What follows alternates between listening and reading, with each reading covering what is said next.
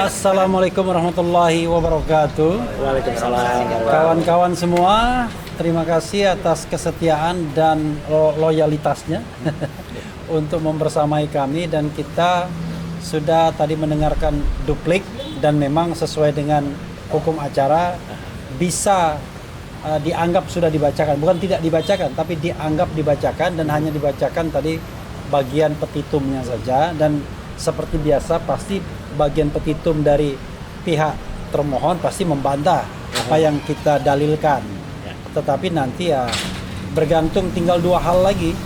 Pertama adalah pembuktian, ya kedua nanti keyakinan hakim kan, yang didasarkan pada bukti-bukti, baik bukti saksi, ahli maupun surat menyurat.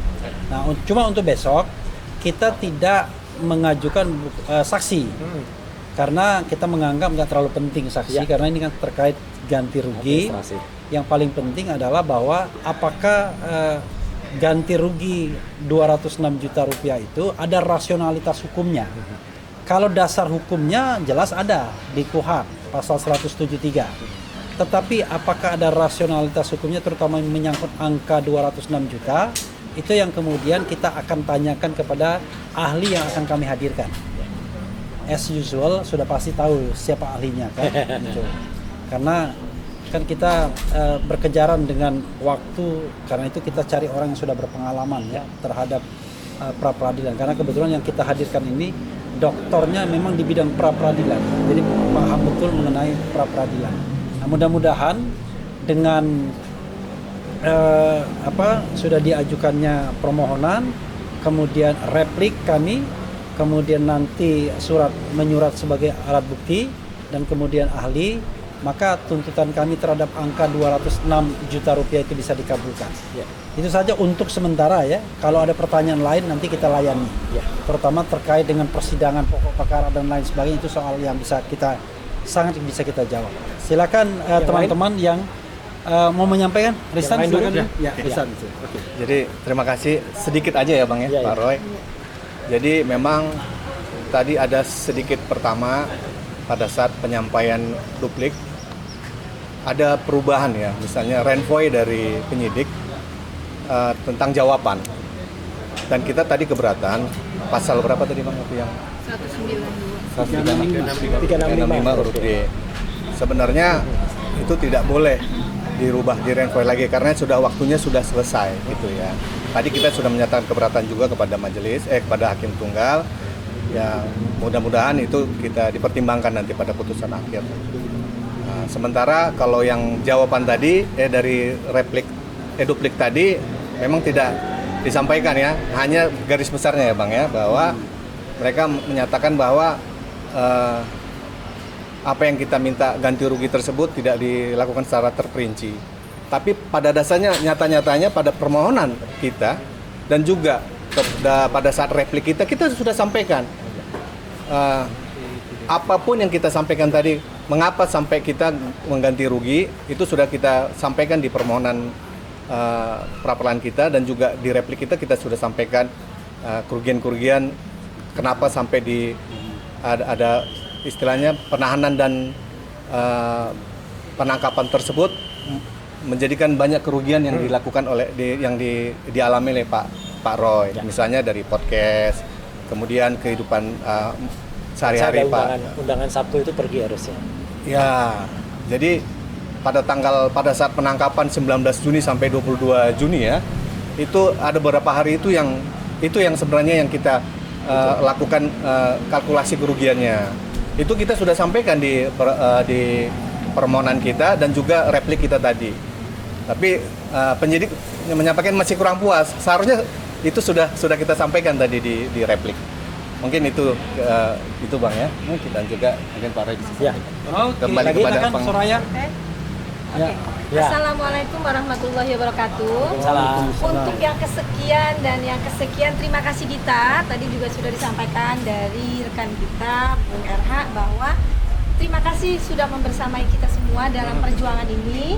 Dan tadi juga sudah dijelaskan bahwa mereka pihak termohon menyerahkan duplik, dan besok kita menyerahkan bukti dan saksi ahli. Jadi doakan kita semua untuk perjuangan ini, semoga yang kita mohonkan untuk ganti rugi itu dikabulkan dan diterima, karena semata-mata bahwa semua yang kita coba perjuangkan bukan untuk kita pribadi, bukan untuk Mas Roy, bukan untuk para advokat, para tim lawyer, tetapi untuk sosial, yayasan sosial yang nantinya akan kita salurkan pada waktunya. Yayasan mana nanti kita tunggu, kalau diterima dan itu baru dikonfirmasi. Dan ini diberitahu secara transparan, ya, secara live. Kita akan umumkan semuanya. Mungkin itu ya Mas Roy ya. Terima kasih. Oke, ya. Assalamualaikum warahmatullahi wabarakatuh. Ya, saya ingin menjelaskan kenapa tadi kita menolak ya adanya perbaikan atau renvoy istilahnya. Renvoy itu dikoreksi. Karena satu, ya, kita permohonan kita kemarin, ya, itu sudah kita mohonkan kemarin. Dan ketika kita mohon kemarin, pihak termohon itu memiliki waktu semalam. Ya, semalam untuk kemudian membuat tanggapan. Nah, tanggapan itu sudah dibacakan tadi pagi. Dan disitulah ada yang mereka renvoy tadi atau mereka koreksi, disebut pasal 365 huruf D itu tadi. Dan kita sudah langsung nanggepi itu kesalahan. Ya, itu pada replik pada jam 2. Teman-teman bisa bayangkan, secepat itu kami melihat ada kesalahan, secepat itu juga kami mengkoreksi, dan secepat itu pula sudah kami tulis di dalam replik. Sudah kami tulis itu ada kesalahan di situ. Dan ternyata mereka baru kemudian menyampaikan, dan tidak ada di dalam duplik. Mereka menyampaikan mengkoreksi yang dibuat tadi malam tadi, yang dibacakan tadi pagi. Jadi kan ini kan waktunya sudah lewat. Itu maksudnya apa? Kami keberatan. Dan tadi hakim juga menyatakan, ya sudah nggak apa-apa. Pokoknya tulis aja keberatannya atau sampaikan jawaban. Jadi itu ya clearnya. Jadi teman-teman semua bisa melihat bagaimana namanya sidang pra peradilan itu tidak mudah. Pra peradilan itu adalah speedy trial. Speedy trial itu artinya suatu proses pengadilan yang sangat cepat, ya, dan itu memerlukan konsentrasi waktu. Teman-teman bisa bayangkan bagaimana jawaban dari tanggapan yang baru kita dengar jam 9, bahkan tadi setengah 10 ya mulainya. Setengah 10 sampai setengah 11 sudah langsung kita buat jawaban kita itu dalam berapa halaman ya? 27 atau berapa halaman? 20 berapa ya? Ya 20 sekian ya. 20 something ya. Itu langsung kita sampai jam 2 siang. Dan sudah kita sampaikan dalam bentuk jilid. Bukan hanya klip, bukan hanya di staples, kita bentuknya jilid.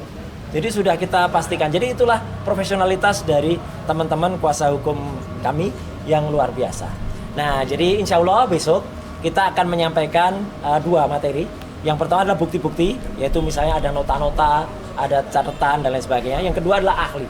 Kenapa tidak menampilkan saksi? Karena nggak perlu. Saksi paling adalah bendahara atau saksi misalnya ADC saya. Itu nggak usah lah gitu, karena paling nanti keterangannya sama saja dengan keterangan yang ada dalam bukti. Lebih penting bukti dan supaya cepat, karena hakim tadi juga sudah memastikan Pak Iketu Darmawan besok mulai jam 9 insya Allah sebelum Jumatan sudah selesai.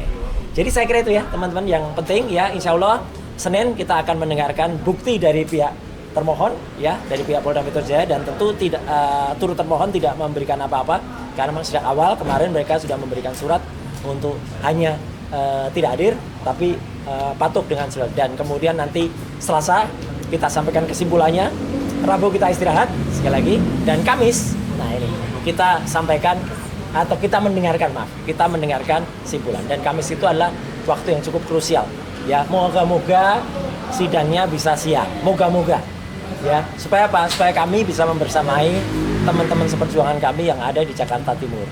Jadi moga-moga ini Kamis sidangnya siang. Itu aja ya kita harapan saya. Sekian, terima kasih. Wassalamualaikum warahmatullahi wabarakatuh. Terima kasih untuk hari ini. Selamat menerusi tugas yang lain. Kalau mau pulang silahkan pulang. Gelang sepatu gelang. Ada pertanyaan nggak? Ada pertanyaan nggak? Boleh komen terakhir nggak? Ya, Kalau silakan. Peradilan keempat gimana prosesnya Pak? Nah, itu kan tim hukum saya Iya. aja. Jadi gini, pra peradilan keempat insya Allah sudah kita siapkan Ya, dan sudah didaftarkan ya. sudah. Nah ini coba. Nah, belum. Ini sudah didaftarkan. Sudah daftar. Jadi Nanti dulu deh, besok aja deh. Iya. Kalau sudah ada tanggalnya. yang jelas sudah Sudah muncul di didaftarkan SIPP baru kita sampaikan. dan kemudian tentang apa nanti kita tunggulah.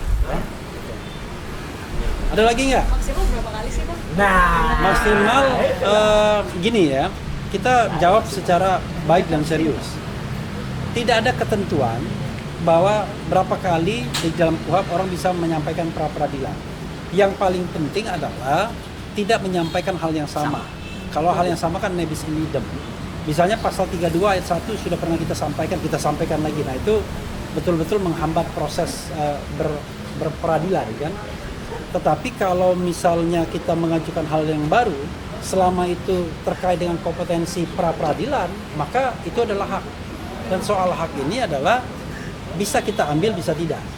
Tetapi tidak boleh ada orang atau institusi yang melarang kita menggunakan hak tersebut. Dan makanya kami agak kecewa ketika dikatakan bahwa timing itu bukan hukum. Karena kalau kita bicara tentang timing itu kan perasaan, seharusnya diajukan kemarin bukan sekarang.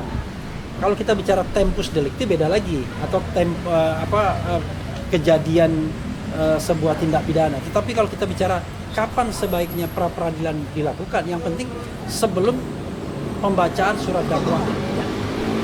Sepanjang surat dakwaan belum dibacakan atau paling tidak belum ada undangan untuk pembacaan surat dakwaan, maka kita bisa mengajukan pra peradilan. Nah, sampai saat ini Mas Roy belum mendapatkan undangan untuk pembacaan dakwaan dari Pengadilan Negeri Jakarta Timur. Jadi, ya mereka masih menunggu bahwa proses pra peradilan ini berjalan.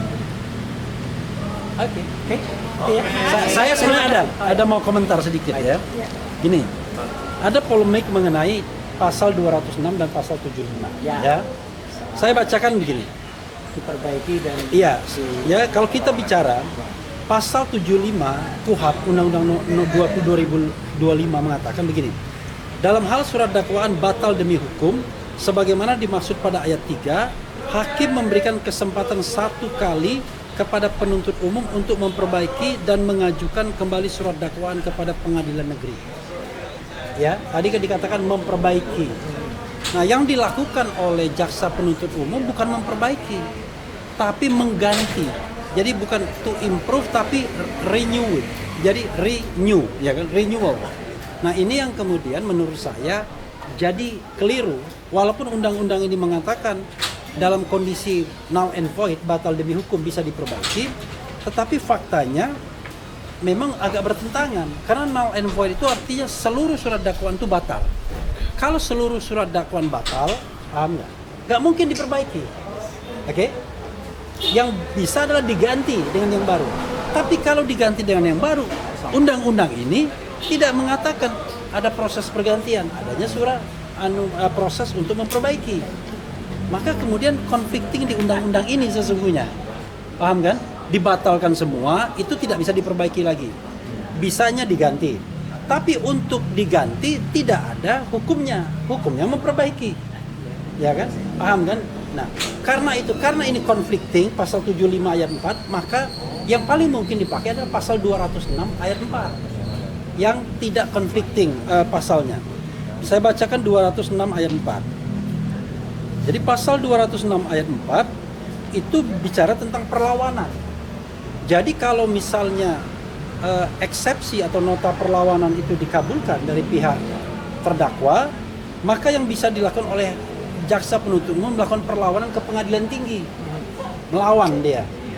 Pengertian melawan itu tidak setuju dengan putusan hakim pengadilan negeri. Nah, kalau dia melawan, misalnya perlawanan jaksa itu dikabulkan oleh pengadilan tinggi, maka sidang terus pada pokok perkara. Tapi kalau perlawanan itu ditolak, inkrah, selesai. Maka dalam konteks ini saya katakan yang lebih tepat adalah perlawanan harusnya. Nah, saya membayangkan tadi saya sudah komunikasi dengan lawyer-lawyer Dr. Tifa yang memang akan bersidang, karena kami mendapatkan mandat Troya tapi tidak untuk sidang ya.